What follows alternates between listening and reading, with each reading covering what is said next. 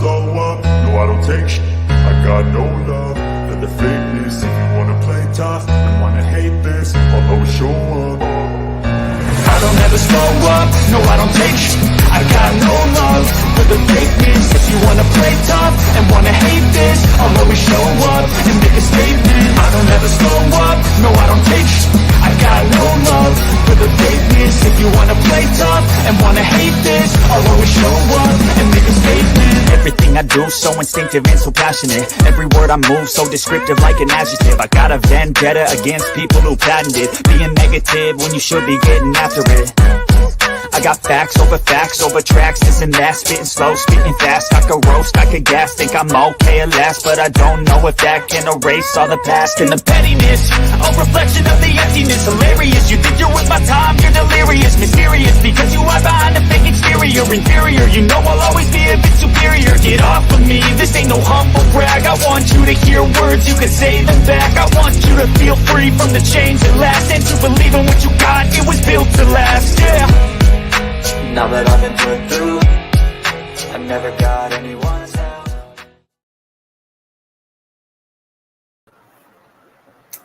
Hello everyone, I hope you are well tonight.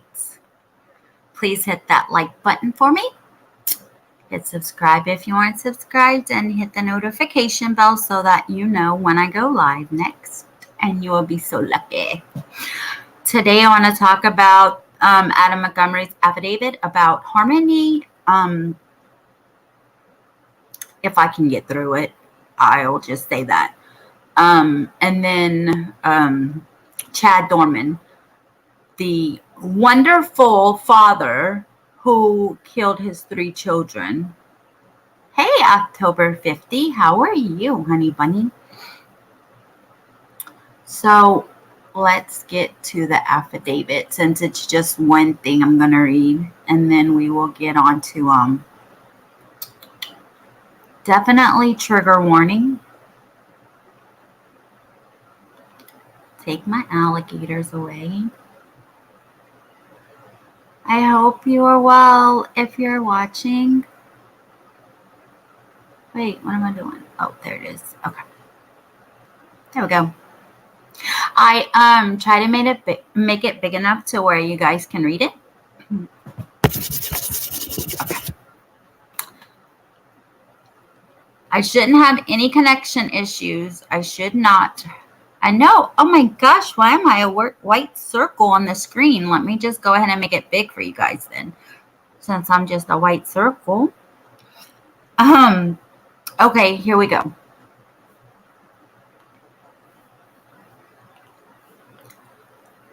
Attachment A, redact.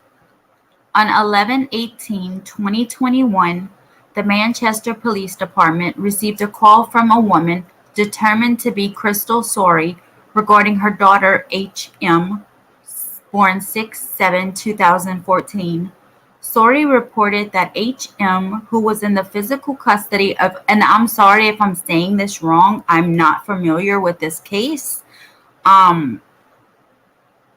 I wasn't following it when it happened, and nothing really came out about it since I've had my channel except this.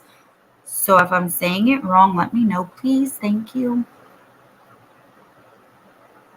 Sorey reported that H.M., who was in the physical custody of Sorey's ex, was missing, and that she hadn't seen H.M. in over 6 months. Crystal identified her ex as Adam Michael Montgomery, 1/22/1990. An employee of the Manchester Police Department contacted DCYF and learned of previous addresses associated with Adam. Manchester police officers checked those addresses but were unable to locate Adam or H.M. On 12/27/2021, DCYF notified the Manchester Police Department that they were unable to locate H.M. Consequently, the Manchester Police Department initiated an investigation into the whereabouts of H.M. Over the following days, members of the Manchester Police Department learned that H.M. had not been physically seen since October or November of 2019. The child's biological mother, Crystal, 9/14/1990, who resides in Massachusetts notified authorities that she had not seen the child since around Easter of 2019, approximately April 21st, 2019. The child had been in the physical and legal custody of her biological father, Adam Montgomery.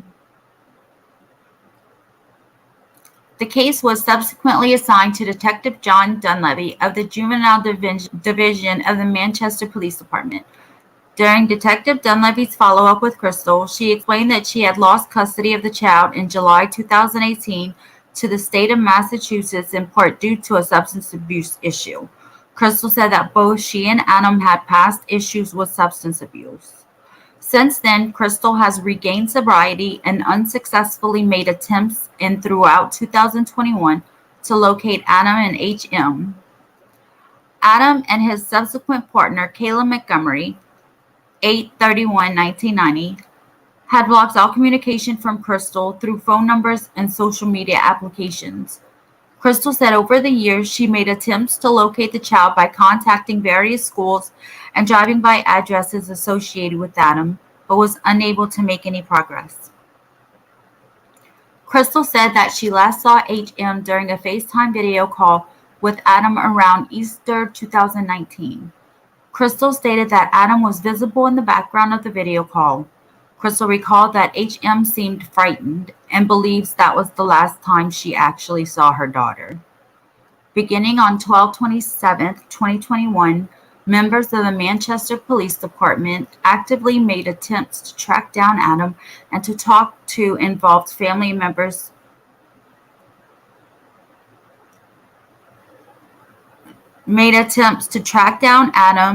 And to talk to involved members to establish the last time that HM was physically observed and known to be safe.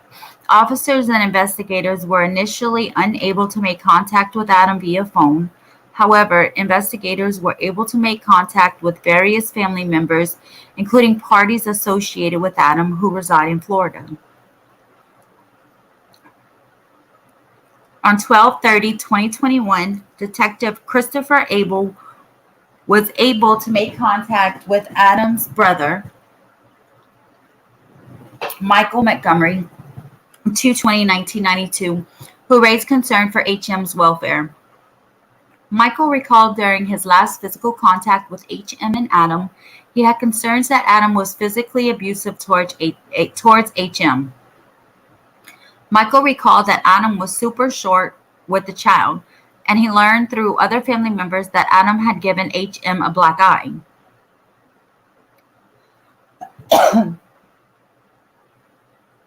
Hold on one moment. I am sorry. Hey, Kaz, honey. My throat's scratching. I'm sorry. Hold on one moment.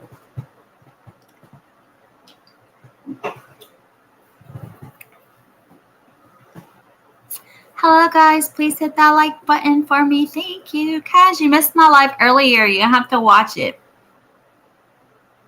About the submersible that imploded, and they found the piece debris from it. You have to watch that live. Lily was in there, but I knew you was probably like sleeping or something. All right, guys, let's take. On 12/30/2021, Detective Abel also spoke with Adam's uncle, Kevin Montgomery, on 5/27/1978. Yay, he's older than me. Regarding concerns for HM, Kevin said that he has not seen Adam or HM since late 2019. However, Kevin had firsthand knowledge of the child's eye injury from 2019. Kevin said that he returned to Manchester in July 2019 after a trip to Florida and observed HM with a black eye. Kevin notified DCYF after the fact with concern for the injury. During his 12/30/2021 interview with Kevin, Detective Abel asked Kevin how HM sustained the injury to her eye. Kevin said that Adam told him that he had caused the injury to HM.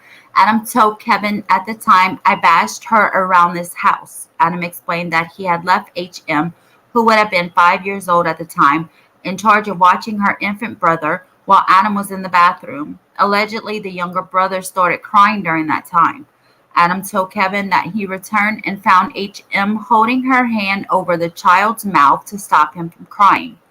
Adam told Kevin that he responded by striking HM in the face and causing the black eye.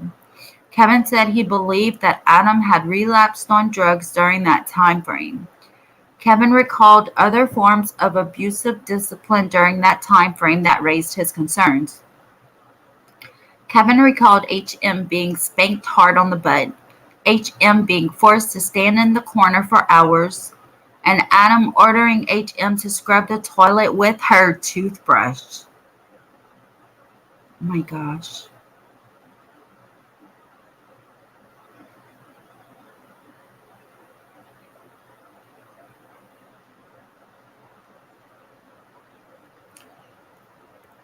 Oh, okay. On 12/31/2021, Detective Dunleavy spoke with Adam's wife, Kayla Montgomery.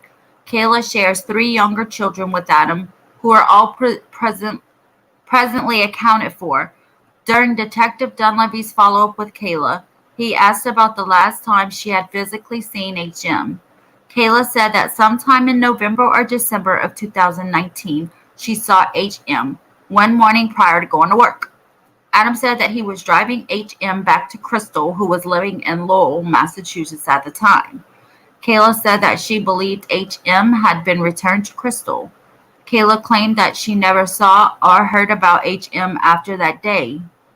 Kayla admitted that she had seen KM with the black eye in the past. However, she explained that Adam told her that it was caused by one of their other children striking HM with a toy. Kayla had not physically seen Adam since late October 2021 and not had spoken with him since around mid-November 2021. Kayla claimed Adam was living in a sober house and had then left the area to live in Maine with another female. On 12/31/2021, patrol officers were able to make contact with Adam and his new girlfriend, Kelsey Small, together sleeping in a vehicle in the area of Harville Street in Manchester. Investigators, including Detective Dunleavy, Detective Kazauk, and I, responded to that location to speak with the couple. Small claimed that she had been romantically involved with Adam for over a year. Small said that she is aware that Adam has 3 children from one mother and another child from before that. However, Small said that Adam was not in touch with any child from his prior relationship. Small claimed that Adam has never talked about HM and she has no information on where she may be. During our roadside interview with Adam, he made some contradictory statements during our interaction, which raised our suspicion and concern for HM's well-being. Initially, Adam told Detective Dunleavy that HM was fine and he had seen her somewhat recently. However, as the conversation continued, Adam said that he had not seen HM since Crystal came to pick her up in Manchester, New Hampshire around Thanksgiving 2019. Adam claimed he does not presently have a traditional phone number, but he does have access to emails sporadically. We each emphasize that our primary concern is locating HM and establishing that she is safe. Adam stopped answering questions multiple times and stated, "I have nothing else to say." During our interaction with Adam, we stressed my concern that HM had not been physically observed in over 2 years, and that we had concern for whether or not she was still alive. Adam did not exhibit much emotion or reaction to this. Adam said that he believed HM was in Massachusetts with her mother. Adam claimed he did not know why Crystal would say anything to the contrary. Similarly, he told us, "I have nothing else to say." We noted discrepancies between Adam's account that Crystal came to Manchester to pick up HM and Kayla's account that Adam claimed he was driving the child down to Massachusetts. The most concerning discrepancy being that HM's mother outright denied ever taking custody of HM from Adam at that time or ever seeing HM following the video chat in April 2019. The investigation revealed that in November 2019, Crystal lived at 37 Chapel Street, number 3 in Lowell with her boyfriend, Joseph Eckert, 12/17/89. On 12/31/21, Joseph was interviewed and he stated that he was living with Crystal in 2019 and HM was not with Crystal at all from October 2019 to present. In fact, Joseph stated that he has never even met HM in person.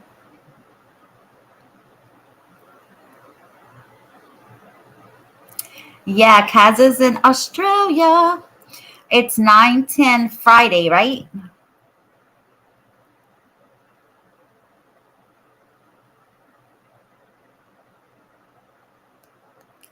All right, sorry. On 12/31/2021, at approximately 16:10 hours, Adam refused to provide any information on the whereabouts of HM. When asked for information about HM's whereabouts, Adam said words to the effect of, "Not talking to you. I have nothing to say. And if I'm not under arrest, I'm leaving." Whiny baby, whiny baby. Due to the above facts and circumstances, I believe probable cause exists that Adam Montgomery committed the crime of second-degree assault on or between July 1st, 2019 and July 22nd, 2019, and that he knowingly caused bodily harm to HM, date of birth 6/7/2014, a child under the age of 13, by striking her in the face. She was 5.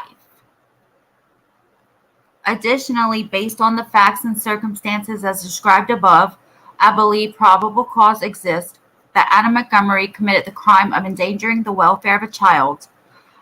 From approximately November 2019 through January 4, 2022, by knowingly endangering the welfare of HM, a child under 18 years of age, by purposely violating a duty of care, protection, or support that he owed to such child by having legal custody of HM, but failing to have HM in his physical custody since approximately November 2019. I'm no longer going to read date of births.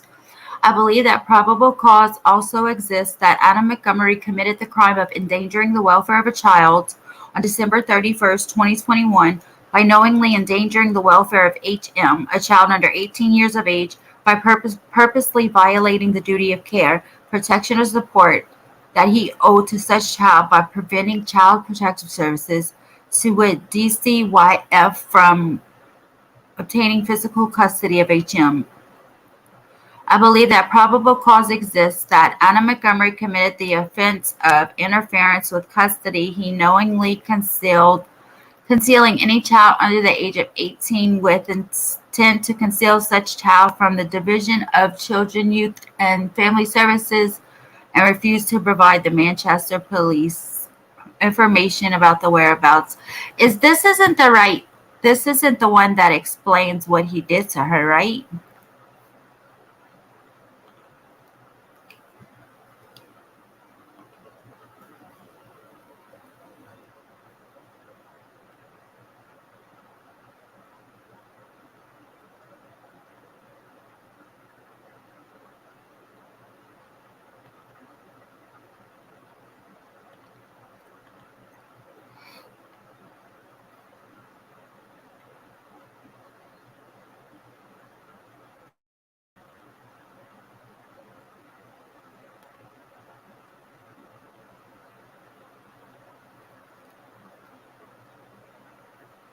I don't see anything else.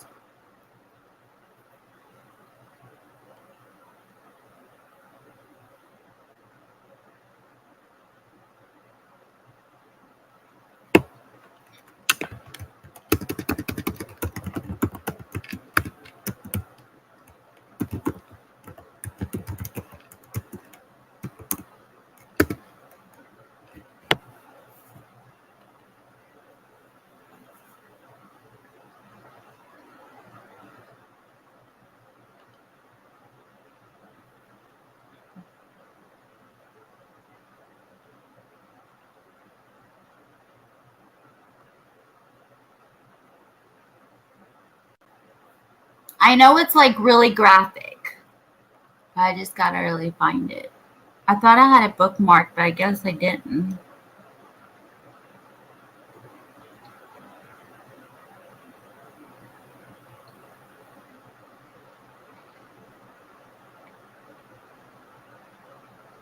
See the same thing that I just read.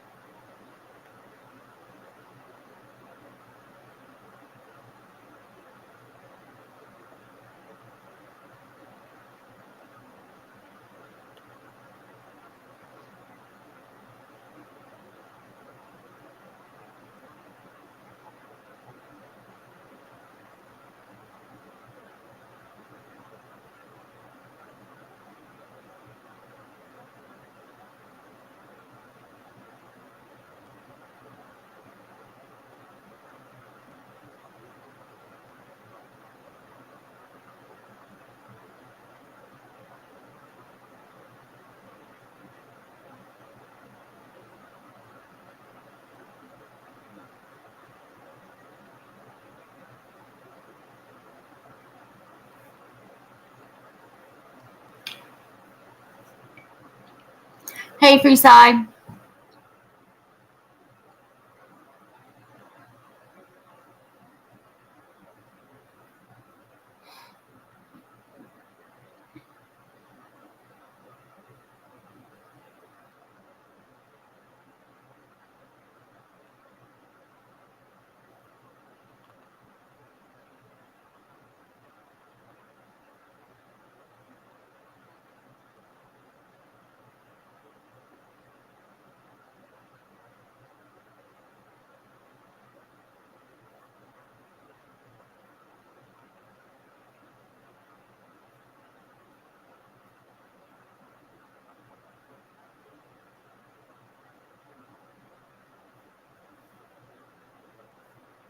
Why did you pop up? I didn't ask you to pop up. Oh my gosh, why can't I find it? It's not even on New Hampshire's website.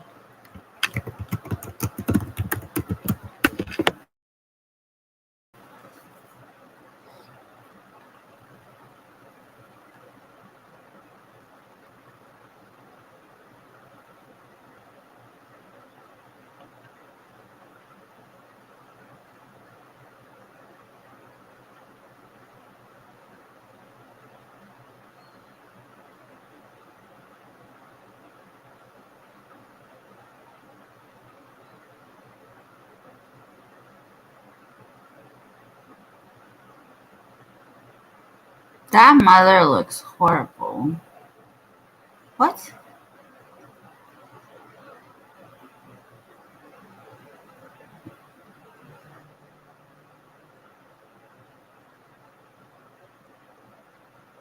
Oh my god, Harmony Montgomery's decomposing corpse was hidden in the ceiling of a homeless shelter, which left behind a stain, according to police.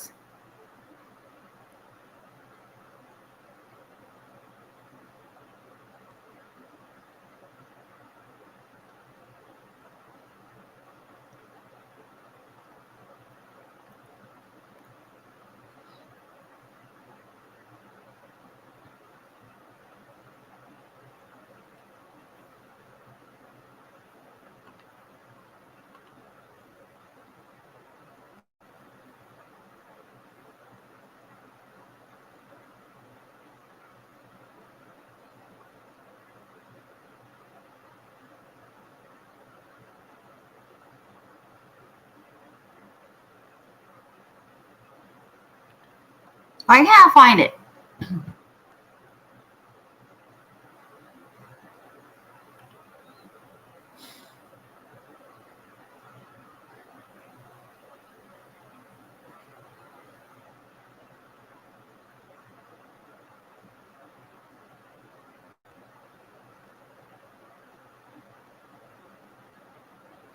Okay, I'm gonna read this.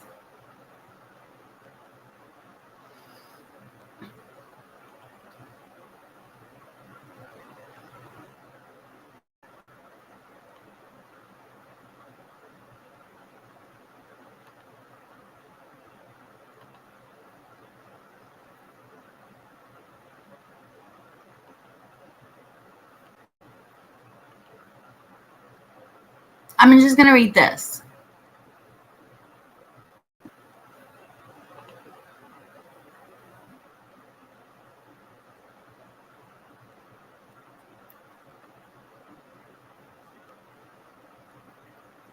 Oh my gosh. Come on.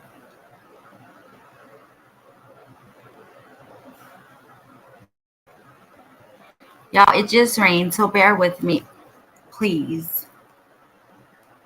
If I get kicked off, I'm coming right back. My computer's frozen. Are you kidding me? Can you hear me? Can y'all hear me?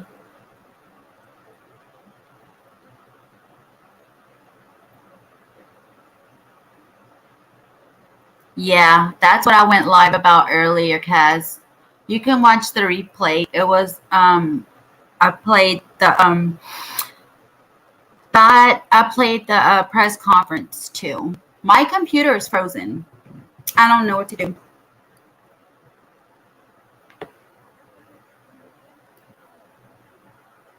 You hear me? My computer is legit frozen. Like, hold on. Okay, hold on. All right, let's see. I think I got it. Maybe not. Thank you for telling me you can hear me.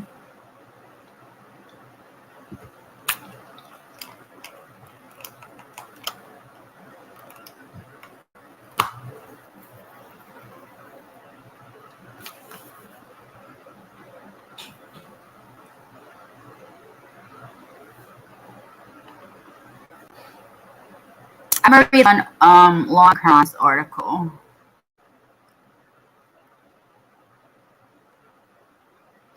I think I really hurt her this time. Documents reveal horrifying details about how Harmony Montgomery's father allegedly murdered her, moved her corpse around for months. That's what I think happened with Summer. If this crazy mouse won't stop. Oh my gosh. Newly released court documents shed light on the presumed murder of long-missing 5-year-old New Hampshire girl Harmony Montgomery, including how she was allegedly killed by her father, Adam. I hate this mouse. According to the 48-page affidavit, a probable cause included with the defendant's arrest warrant. That's what it was. Investigators believe Adam Montgomery, 33, repeatedly punched his daughter in the face and head with a closed fist because he was mad at her for having bathroom accidents in the car where the family was living at the time. Wow. The Montgomery family had been evicted the day before Thanksgiving in 2019. The details of how the girls believed to have died came by the way of her former stepmother, Kayla Montgomery, 32, the defendant's estranged wife. Kayla stated that living in the vehicle together, Adam was extremely upset that 5-year-old was not saying she needed to go to the bathroom and was having accidents in the car, the affidavit says. After each accident,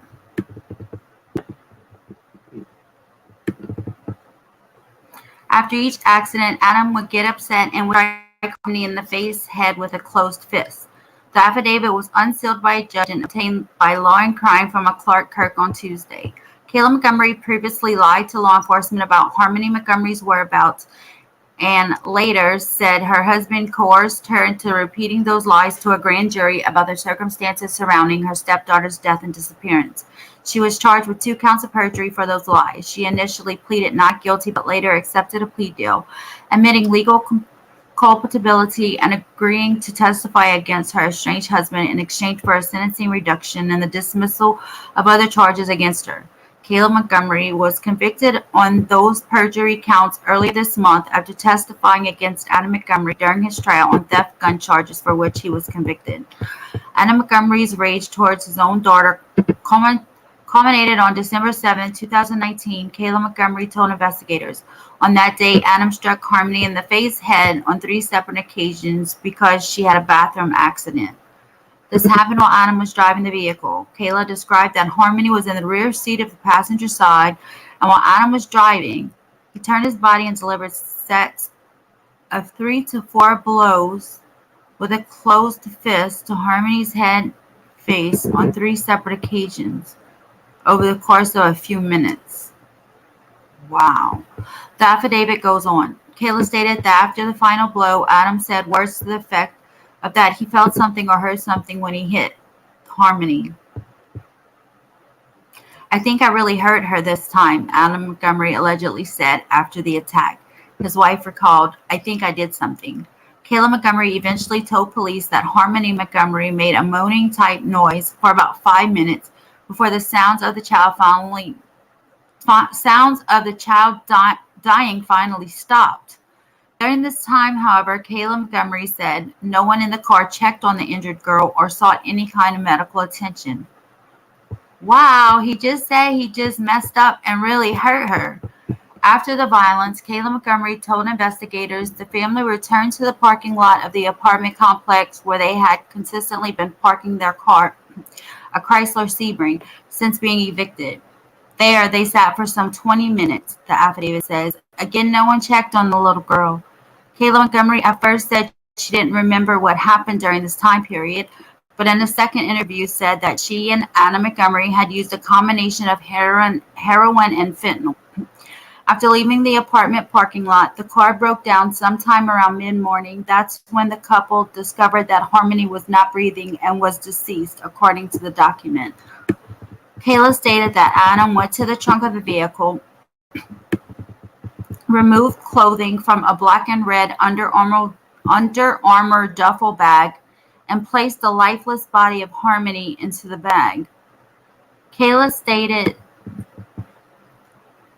at no point did either of them have any conversation about getting any type of life-saving measures for Harmony, and that Adam simply put Harmony's dead body into the bag and walked it back to the parking lot of the Colonial Village Apartments.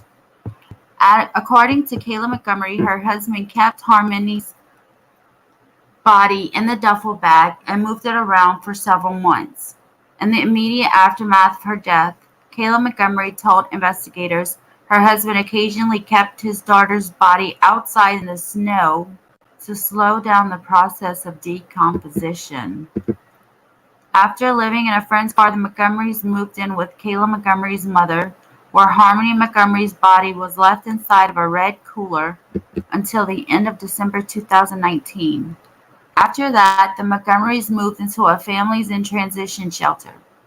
There, Kayla Montgomery said the duffel bag containing the girl's body began to leak and emit an odor, so Anna Montgomery put it in a trash bag before hiding it inside of a vent shaft in the ceiling of their bedroom. Detectives would later remove the entire section of the ceiling, along with the vent, and find stains indicative of decomposition. I showed you guys that a little while ago.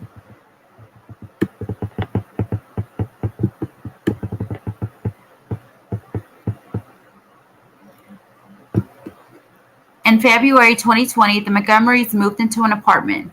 Harmony Montgomery's body was allegedly moved again at that time, although details of the corpse's next movements are described in 2 different ways.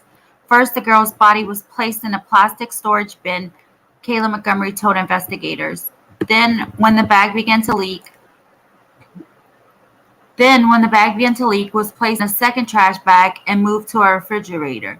Later, she told investigators the girl's body was transferred to a much smaller tote. The affidavit notes that second bag would likely not fit Harmony's body unless it was dismembered. Oh, don't you tell me.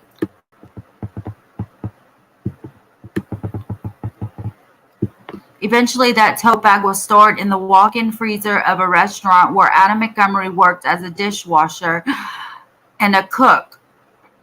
Eventually, that tote bag was stored in the walk-in freezer of a restaurant where Anna Montgomery worked as a dishwasher and a cook. Other employees at the restaurant would later tell law enforcement that they saw the bag in the freezer, knew it belonged to the alleged murderer, but never thought to ask him about it or look inside because the label on the tote bag, affiliated with a Catholic maternity hospital, suggested the contents were related to Adam Montgomery's children. Wow.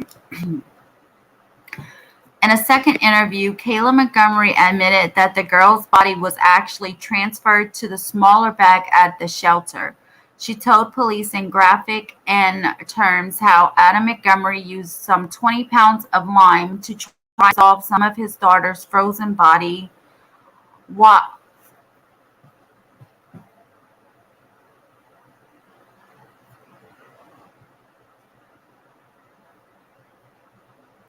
squishing her flesh,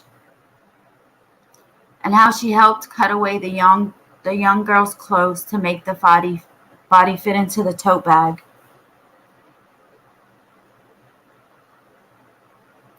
Harmony wasn't bones. She had skin, teeth, and hair, and Kayla could still tell it was her. Kayla described Adam eventually pushing and pushing on Harmony's body, and then she heard a bang. She was not able to elaborate on what this bang was. Adam also banged the Catholic Medical Center maternity bag on the floor while zipping it. Eventually, Kayla Montgomery said her husband rented a U-Haul truck to dispose of Harmony Montgomery's body.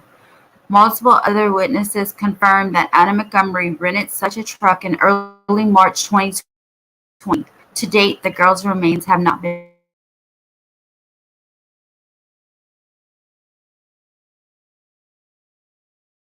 found. My mouse is going out.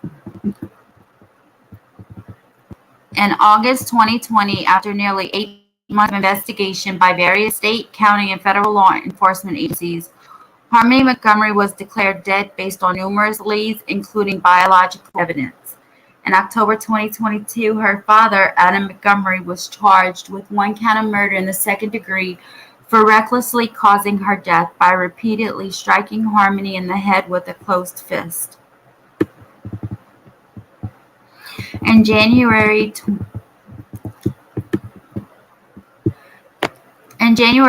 Adam Montgomery was formally indicted on one count each of second-degree murder, tampering with witnesses and informants, falsifying physical evidence, and abuse of a corpse. His murder trial will begin in late November. Did he have his trial already? November of this year?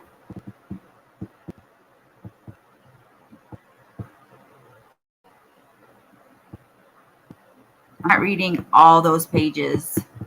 Sorry, that's way too many pages. Hi, Kat. How are you? Because they wouldn't let her, Kaz. They would block her from everything, block her from the phone, block her from social media. She couldn't find, she tried going to the addresses she could find online for him. She just couldn't find him, find him. Both of them.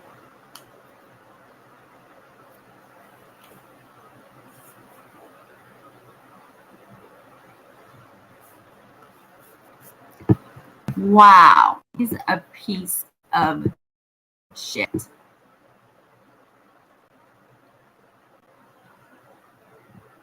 And then we have Chad Doerman over here. What the hell is he doing? Killing his 3 boys, line them up, shoot them execution style, and then one of them runs off and you run after them, catch him, drag him back, and then shoot him, and the mom tries to get the gun from you and you shoot her in the hand. And thank God your stepdaughter ran away and was able to get help. Are you kidding me? And then when the cop comes to arrest you, you're just calm and collective. Oh, I'm not gonna do nothing. I'm not gonna hurt you. I'm good. I don't have nothing. Are you kidding? Get out of here. Get out of here. Three boys dead. Father charged with aggravated murder after shooting in Claremont County. And of course, it's not gonna. You guys, my mouse died, so I have this laptop mouse. A Claremont County man has been charged with aggravated murder after sheriff's deputies found his 3 sons shot and killed Thursday afternoon. County dispatcher said a 911 call reported a shooting on Laurel Lundale Road in Monroe Township at around 4:15 p.m. Thursday. Sheriff's office said the woman who called screamed that her baby shot. A few minutes later, a passerby also called 911 to report that a juvenile girl was running down the road saying that her mother was killing everyone.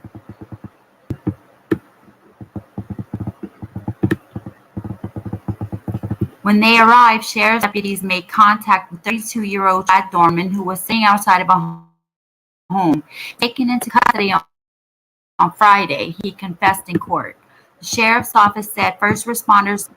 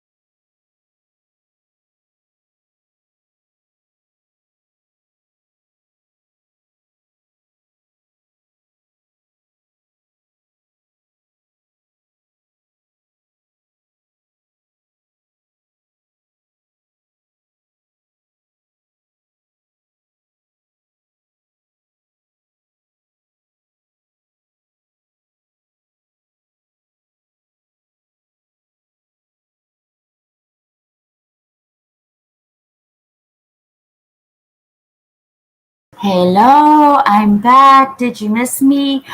Yeah, I cannot deal with this Wi-Fi down here for real. It's the first time that I go live down here and it's horrible, horrible, horrible. But here I am, here I am.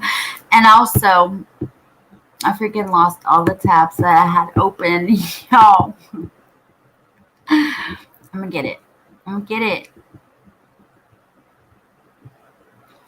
Um, By the way, there is a GoFundMe to help the family with burial expenses and probably living expenses for bills and stuff for a while.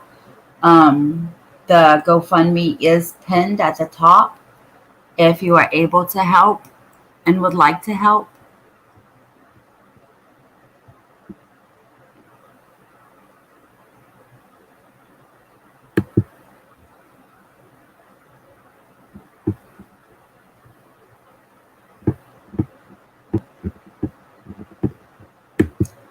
It's like when you go to a website and they want you to subscribe to paper or you can't read the article.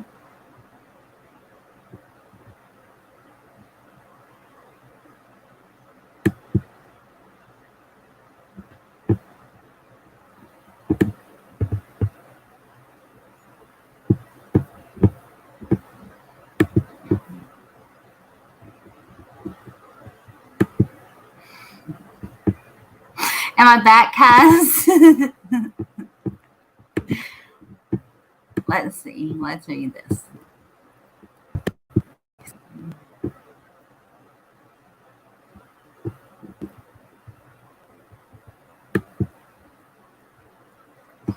I'm just like, I don't know.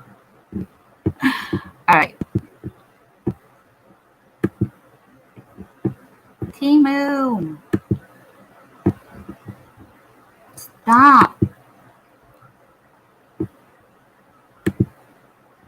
I am so serious about this Wi-Fi, yo. His 3 son last week has been indicted by grand jury. Yeah, we want to get right to Mike Shell, who is live at the Claremont County Courthouse at the very latest. Yeah, Megan, 32-year-old Chad Doerman has been indicted on 9 counts of aggravated murder for allegedly killing his 3 sons on June the 15th. The additional counts are for specifications such as a child under the 13 and a firearm specification. Doerman also charged with 8 counts of kidnapping and 3 counts of felonious assault. And now, 1 week after the execution-style murders, the community is still trying to heal from this tragedy. Go ahead and fly whenever any. As their father was being arrested, the boys' motionless bodies were found in the front yard of the family home on Laurel Lindale Road. Chad Doerman is being held on a $20 million bond. The detectives and crime scene vehicles are long gone in front of the house. The memorial stands in honor of the boys as the community still is trying to come to terms with what happened on July 15th. Everybody really hates the guy right now. Everybody pretty much hopes he rots in prison because he ain't going to be able to see the light of day for the rest of his life. Well, the public is invited to join the family of the 3 Doerman brothers for a visitation and celebration of life. It will happen next Monday at 4 p.m. at First Baptist Church of Glen Estee, beginning at 4 o'clock. Now, if you plan on attending, you are asked to wear bright colors. Reporting live from Batavia, Mike Shell, Fox 19 Now. Mike, thanks. And police, we've been asking, but they are not releasing a possible motive. We are asking that question again, though, and we are going to continue to ask for updates. We will share them on air, online, and on our free mobile news app. You can download that app by scanning the QR code there on your screen or by searching Fox 19 in your phone's app store.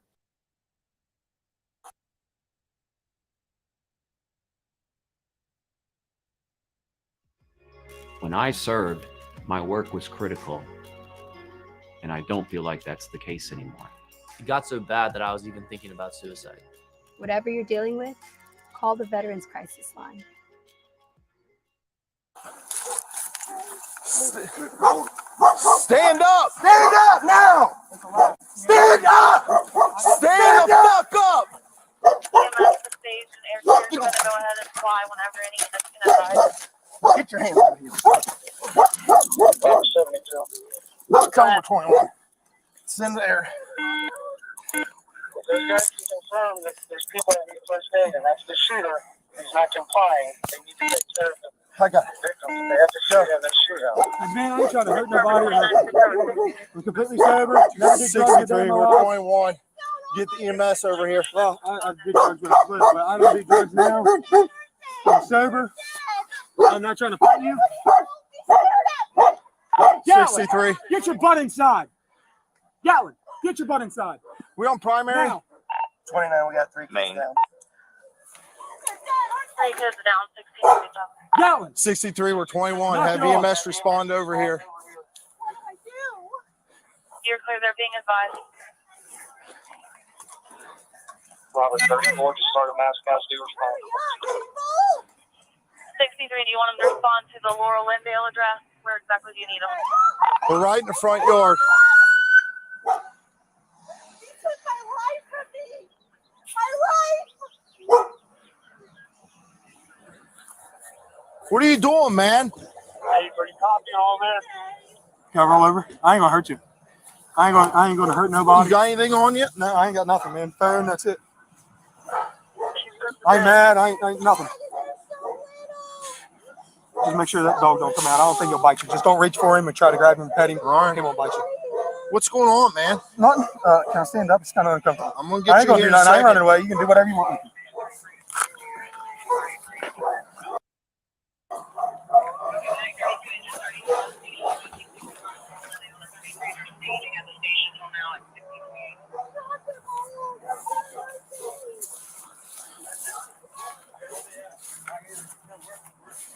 Here.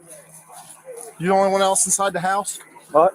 You the only one else inside the house? Yeah. Sit down right here. My daughter, she ran over to the fire department. Sit down. It's my stepdaughter. Put him in the cage. This is real.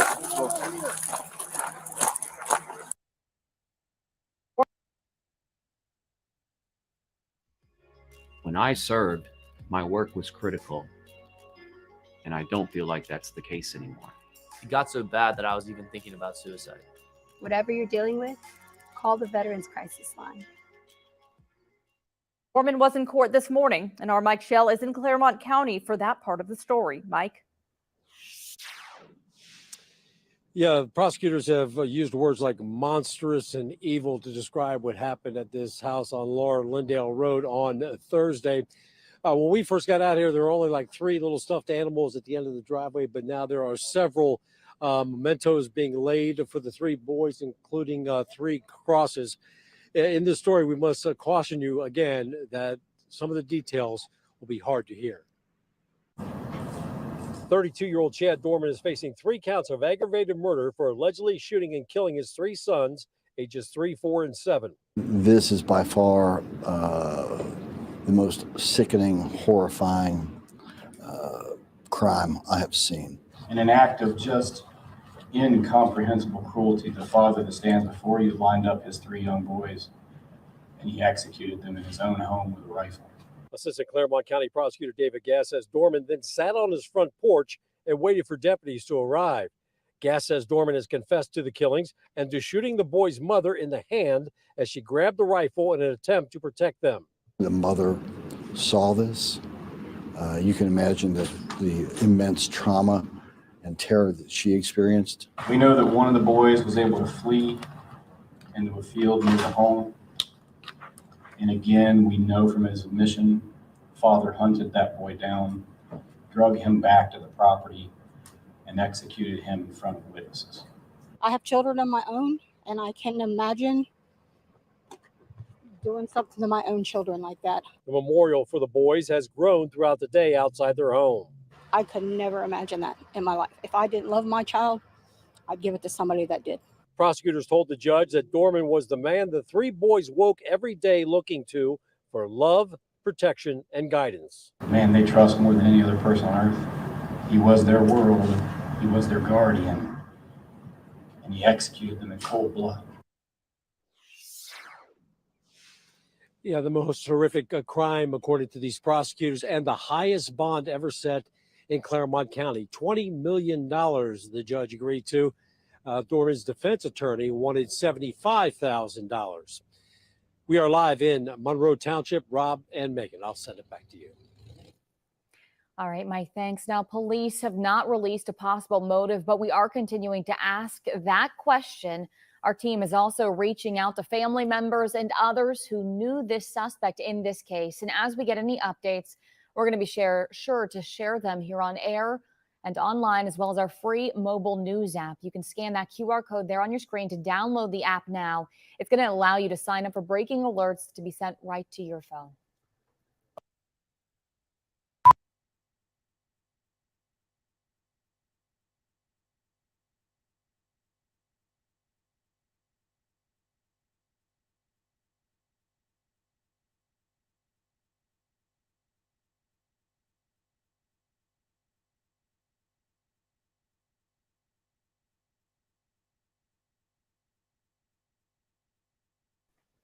The Claremont County Sheriff's Office just releasing that dramatic new body cam video showing the arrest of 32-year-old Chad Doerman. Thanks for joining us now at 5. I'm Megan O'Rourke. And I'm Rob Williams. You see him in court behind us. He's the father who prosecutors say admitted to killing his 3 sons execution style. It happened at a home on Laura Lindale Road in Monroe Township. Prosecutors say this was something he had been planning to do for months. We have live team coverage tonight. Our Mike Shell is live at the house where this happened. And our Kendall Hyde, you can see, is live at a church where there's going to be a vigil tonight. So we begin, though, with Candace Hare, who has that new body camera video for us. Candace. Yes, well, Rob and Megan, like you heard a snippet of there, the video is devastating, as is the story itself. As in it, you will see that authorities arrive and quickly order the suspect, Chad Doerman, who was just sitting on his front porch, to the ground. Even though he doesn't initially comply, the deputies approach the home, desperate to get to the young victims. Doerman's 3 sons, ages 3, 4, and 7. This is the moment of Doerman's arrest. We do want to warn you that this could be difficult to watch. EMS is staged and air carriers are going to go ahead and fly whenever any units can arrive. Get your hands out of here.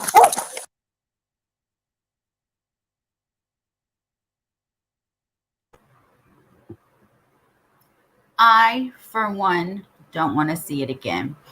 The black boxes covering the boys' bodies, it's just heartbreaking. And he's just like, what the hell is wrong with this dude? He like legit kills his 3 kids. One tries to run away. He goes, gets him, drags him back, shoots him. The police get there. He's just like, hey, what's going on, man? The dog ain't gonna bite you. Nothing's going on. I mean, my stepdaughter went to the fire station. Really? Really? And then when you in front of the judge and he's telling you that you were supposed to be their protector and their provider and you failed them, you want to try to cry? Baby, save them pills for that pillow. Okay? Save them tears for the pillow. It ain't happening anytime soon. Let me see what else I had bookmarked. When I restarted my computer, it lost all of my tabs I had open. So very, very, very rude.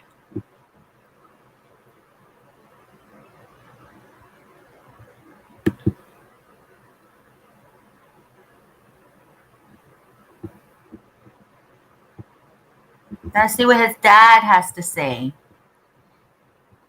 Yeah, I hate this stupid mouse. Here we go with the varicose veins again. All right, I'm going to mute myself for the video.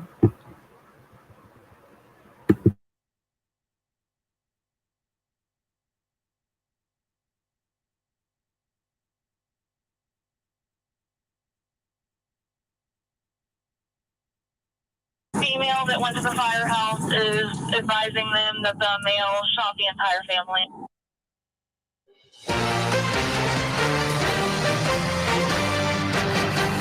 Welcome back. Court TV is covering a horrific story in Ohio where a father reportedly confessed to killing his 3 young sons, execution style, out in the front yard. They were 3 years old, 4 years old, and 7 years old. According to court documents, Chad Doerman confessed to planning and carrying out the killings for several months. Take a look at the chilling moments police arrived at the home.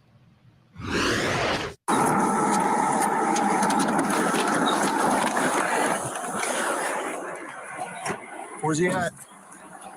Here. He said, shooter stand the porch. Get him right here. Right here. You got him on the porch. We've asked, that's the last place we've been told. You show me your hands now! Stand up and walk towards us! Stand up now! Walk towards us! Stand up with your hands up! We know we got a visual in the veil. Not showing his hands and not following commands. Stand up now! I'm not showing hands or following commands. His name is Chad Doerman. Chad Doerman. I know, but we gotta go. I know, but we can't. People need first aid and he's not complying. You know he's a shooter, shoot him. Show us your hands now! Stand up! Stand up! Stand up! Stand up now! Stand up! Stand the up! The stage and air crews are going to go ahead and fly whenever any units can advise. Get your hand up here. Cover 21. Send there. You guys can confirm that there's people that need first aid, and that's the shooter who's not complying. They need to take care of the I got victims. They have to show him the shootout. Man, I'm trying to hurt nobody. I'm completely sober. Never did drugs a day in my life. 21. Get the EMS over here. Well, I did drugs with a clip, but I don't do drugs now. I'm sober. I'm not trying to fight you. 63. Get your butt inside. Gatlin, get your butt inside. We on primary? Now. 29, we got 3 kids down. Our affiliate WCPO spoke to Doerman's father. They won't let you talk to your son? Keith Doerman, now living in Florida, said he came back to Ohio Thursday night after he found out what happened that day on Laurel-Lindale Road in Monroe Township, but said he's not allowed to talk to his son. Chad Doerman confessed to shooting and killing his 3 sons execution style. Chad's father tells us this is completely out of character for Chad, saying his son isn't violent. I don't know what went on in his personal life. It's a shocker to us we didn't see it coming. He just snapped. I could tell in his eyes he's hollow inside. That wasn't Chad standing at the arraignment. I mean, that was not him. Contrary to what the elder Doerman said, this is what Assistant Claremont County Prosecutor David Gast said in court Friday. We know that one of the boys was able to flee into a field near the home. And again, we know from his admission, father hunted that boy down, drug him back to the property, and executed him in front of witnesses. On Friday, we found out prosecutors charged Chad Doerman with domestic violence in 2010 for allegedly choking his father, but authorities dropped the charge. Keith Doerman told me he can't figure out why his son would have done this.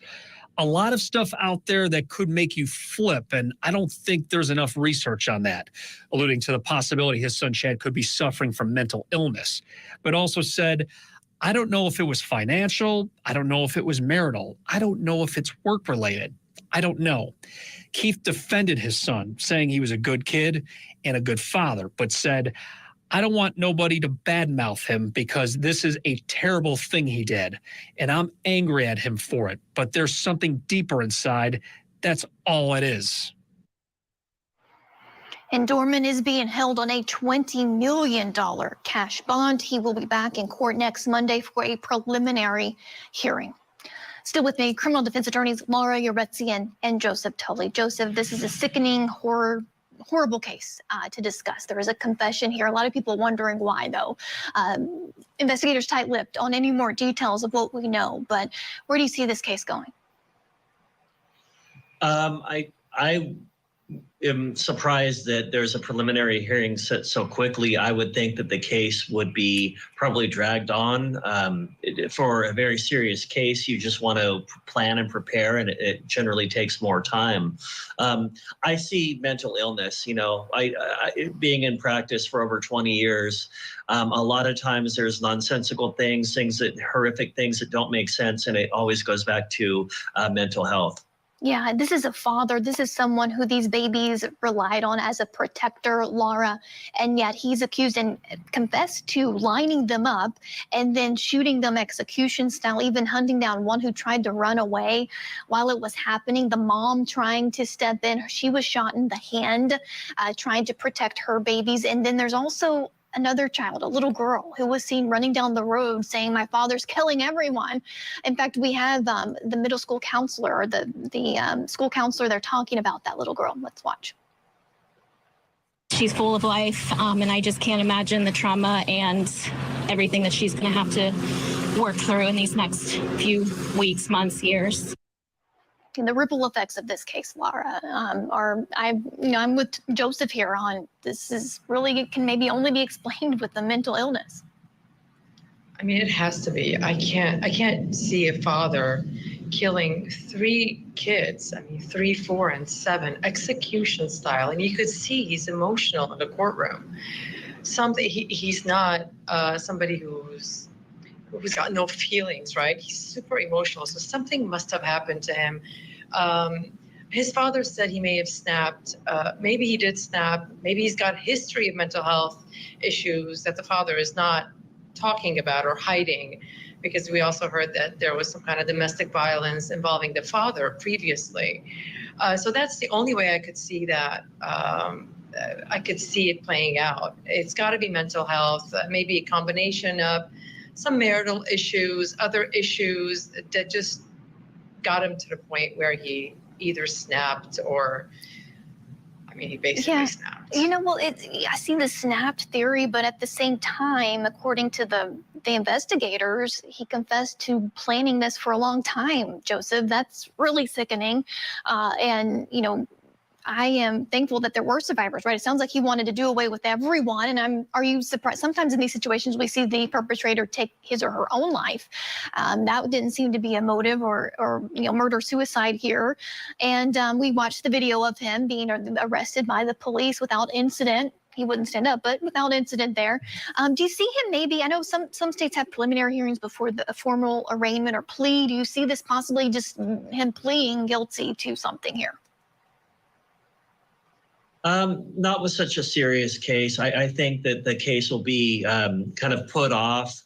I mean, it might go forward, but in situations like that where there's a time not waived in such a serious case like this, where somebody's facing such harsh consequences for the crime that they're charged with, the only time that you do that is to try to outpace maybe a death penalty. You want to get it going. You want to get it done as quick as possible so that they don't come up with something worse. So I see the case being dragged out, slowed down, take your time, be careful about it, and really thoroughly investigate what happened.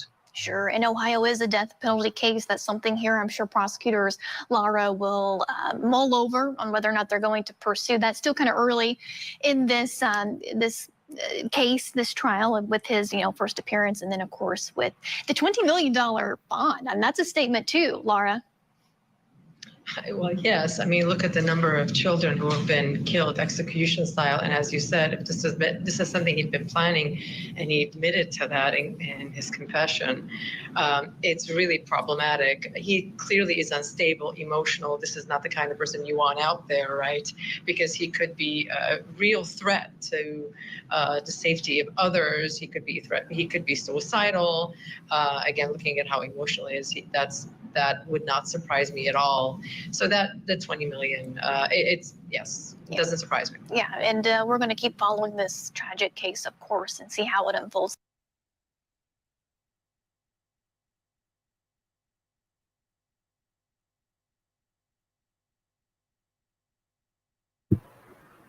Hey, guys.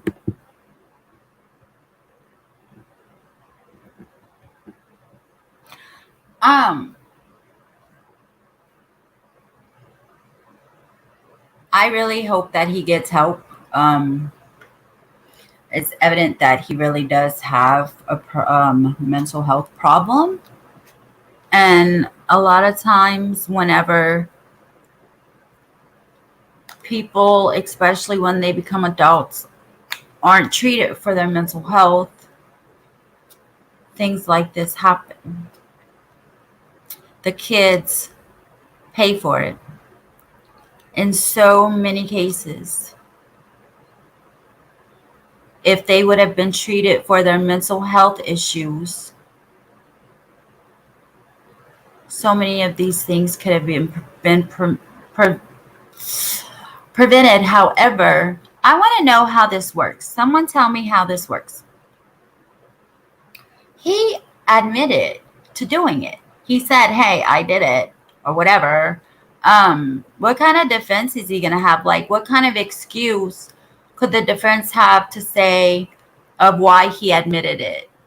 What do you think they would come up with? Because he totally admitted it and confessed. So, like, I don't get it here. Why are you going to plead not guilty why are you going to confess to something when you got a whole death penalty in your state and you done killed 3 children of yours? And I really do think that that was him crying in court when the judge was talking to him, because that was realization that it happened. He was he was focused on the judge, concentrating on the judge, and actually listening to what the judge saying. And it, in my opinion, hit him. And which is no excuse for it at all. I'm just saying that I saw emotion in him at court, and I think he did realize what he did. And I hope he gets the death penalty. By all means, he needs to be where his children are. There is a GoFundMe up at the top of the chat. If you can donate, I would appreciate you donating to them. They absolutely 100% need all the help that they can get. The mother and the surviving daughter, they're going to need a lot of therapy. They're going to have PTSD. They're going to need a lot of treatment. They've seen too much. I don't remember how old the stepdaughter is, but it doesn't matter. She still saw her dad shoot her 3 brothers. Well, I don't know how many she saw being shot because she ran away. Thank God she ran away when she did, because who knows if her and her mother would be dead also. We don't know. However, this planning thing, I don't see. No, there's not. And you know what? Someone was saying, oh, they're probably going to put him in PC to protect him or whatever. But you know what? They're going to go into PC until trial. And after trial, if they're convicted and go to prison, once they get to prison, they're going to be in general population. I'm going to tell you, by personal experience, people with child injury cases, whether it's SA, whether it's murder, whether it's whatever it is against a child, it doesn't matter what any of the other inmates are in there for at all. They're gonna beat your ass if they find out. And I'm gonna tell you, when I was with my ex, when he did his prison time, there was a guy in there, and it was his best friend. And he kept the rap sheet from everybody, and he wouldn't talk about his charges. And so my ex, when he called me, he wanted me to look him up and Google his name and see what he was in there for. And it turns out that he was in there for molesting his stepdaughter. I don't know if it was stepdaughter or daughter.